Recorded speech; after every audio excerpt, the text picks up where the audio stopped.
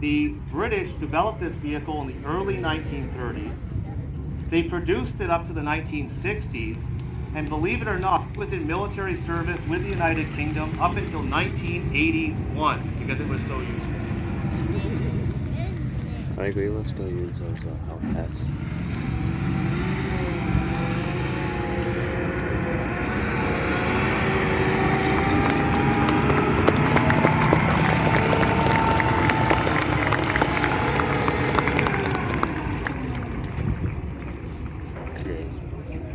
To the right, we're going to show you just how maneuverable this little guy is.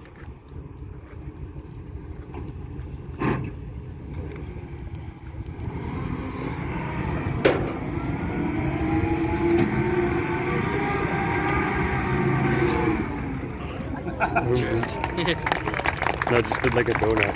Yeah. And you see the Canadian officer here, you see right out that port out the front there?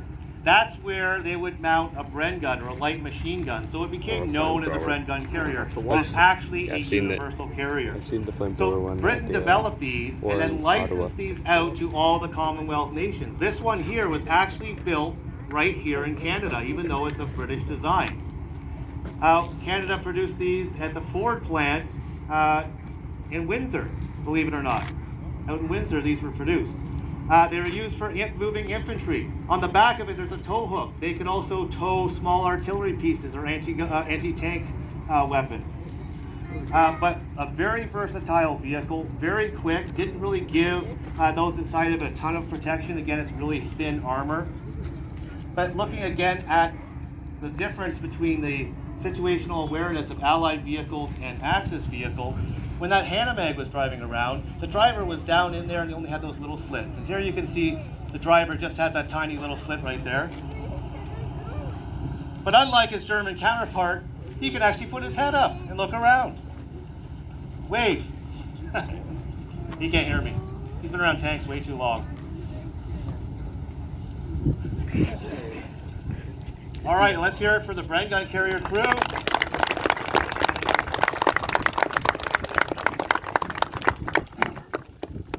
Camping Panzer wagons. Nothing.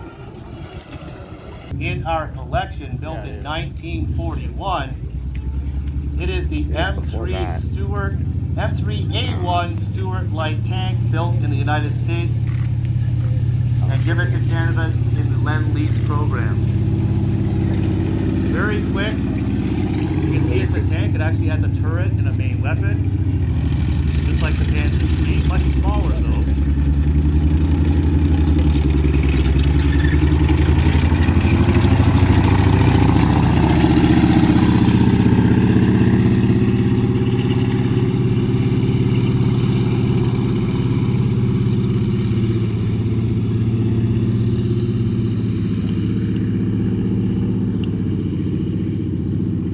I was talking about how the Germans were far ahead of the Allies in their tank development. And not that this is not a great tank, but I'm going to point out some things that make it very different from the Panzer III, even though it was built 3 years after the Panzer III, and how long it took us to catch up to tank it.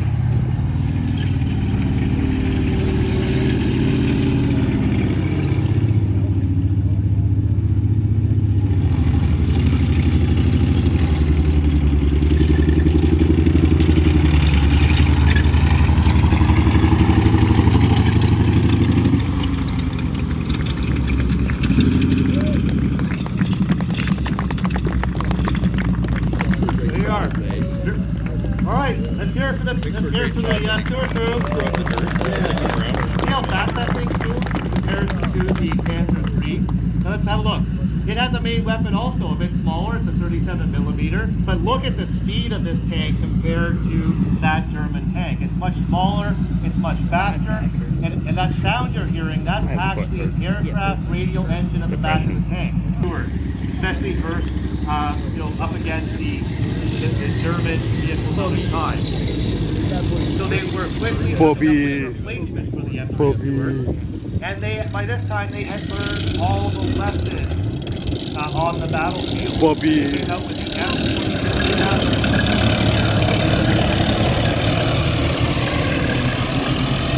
Bobby. Oh, they're finally going up there.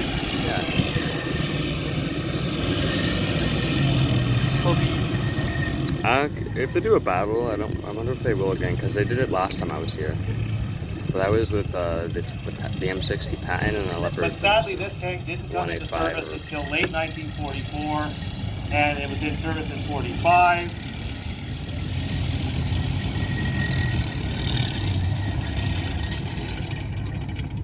Korea, bring up Korea. Bobby. Bobby.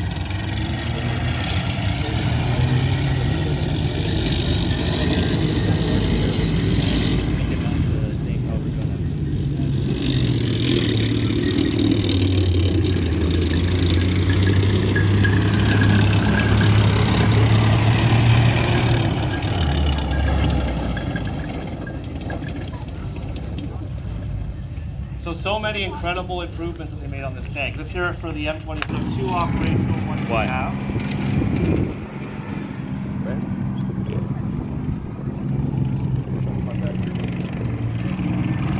Sherman. Notice the flag on top. No, that's not the flag from That's the original. That was Canada's flag. That was our flag before 65.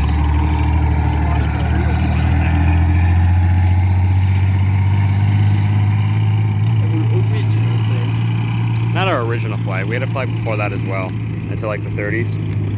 Now, what an incredible difference We between had those that flag light for like tanks. 30 years. And believe me, Around the that. M4 was considered only When we a fully got medium independence, tank. like fully independence from the British, like not part of the British Empire anymore, and we're just like, we got that flag, and then in 65 we changed it to the maple leaf. Now, you notice how Bart has a lot of ration boxes and kit and stuff all over the tank? And wood. Because they're really trying to represent Perfect for how flamethrowers. tankers of the Second World War ended up going into battle. Yeah, they had tanks like There that in wasn't a World War lot II. of They had wood room on the side. inside the vehicle. Except, I don't know. Imagine the They're good crew for of like that Stuart deflecting M3. bullets, They but had no if a room bullet hits the wood, it for won't hit the armor. bedrolls or extra rations Get or it? ammunition.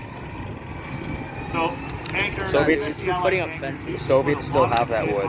They have it at the back of the tanks. They're modern You can tanks. see the pots banging on the back. No, the Soviets, the So when Russians. they stop, they can feel. Because they're good for like getting out of mud or something, I don't know. Now, the Americans produced the Sherman, and it was given to all Allied countries, including Canada. But actually, They built 50,000 of those. Second most produced tank of World War II. and in the total war, The first most produced tank was that one over there, the T-34. See the T-34, the green one? This is the most produced tank of World War II. Back to recording. Oh, why didn't I record All right, that? let's hear it for I didn't know. Bob. I just cut it in my pocket because like I stopped recording when it's not moving. Fire again, goddammit. I wasn't recording when it fires. 76mm main That smelled weapon. horrible. Okay, this could take out any tank on the battlefield. Not any tank. This was Matters where it the hits. Sherman for the Western Allies was the tank that won the war. It wouldn't Was it one-shot a a Tiger better II tank front than the armor, Tiger back armor. or Well, the Tiger Panther? II ran out of Well, fuel we had every up to second the anyway. academics, But it was quickly produced in massive numbers, was of a size that could be shipped overseas, so it fought in all fronts in the Pacific, in Europe, and in North Africa. This really for us is the war-winning tank. Look at the size difference between the M24 and the M3. That Look at the 234 is a thickness larger of that gun though. front That's the sloped 85 armor. variant. And also its massive gun. It also has the 3-person turret. You can see the commander up there also has a 50 caliber machine gun. There's some of it in the bag. Let's have a look at this gun. Don't worry, he already fired his shell. There was a shell in there? Damn. I thought it was a blank. So we said it's fully operational. Not only is the Before base they gun fully shot operational, blanks, but I didn't know they but shot an actual shell. Here's another advantage Probably not an this actual has shell. over the enemy tanks. Okay? If it shot an actual shell, it would have been a much bigger explosion. So the commander I is think. just using a joystick to move the turret around. You know this because He would move the turret towards the I know. enemy tank, and then the gunner would I don't know, it might have- fine-tune the controls. I thought it was a and blank. get It might have been a the blank enemy shot. tank on Because the target. blank shots are still really As the loud. crew's coming out now,